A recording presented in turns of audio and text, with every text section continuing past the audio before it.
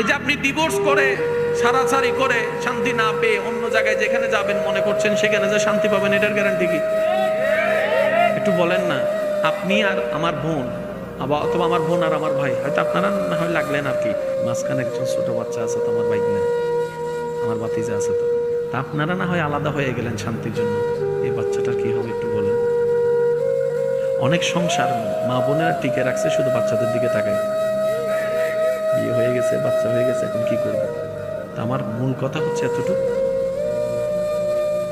স্ত্রীরা স্বামীকে সম্মান দিবে, স্বামীরা স্ত্রীদেরকে মায়া দেবে, স্বামীরা বউকে বুকে রাখবে, বউরা স্বামীকে মাথায় তুলে রাখবে। দেখবেন যে এই সংসারে শান্তি আসবে। ধৈর্য ধরবেন সর্ববিষয়ে, আল্লাহর উপর ভরসা রাখবেন, নবীর দরুদ পড়বেন, ইস্তেগফার করবেন।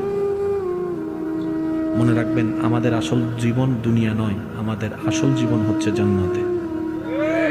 যা এখানে বাদ পড়ছে সবকিছু আপনাকে আল্লাহ হাজার গুণ বৃদ্ধি করে জান্নাতে দিবেই দিবে, যদি আপনি আমি ধৈর্যশীল হতে পারি, আল্লাহর উপর তাওয়াক্কুল রাখতে পারি।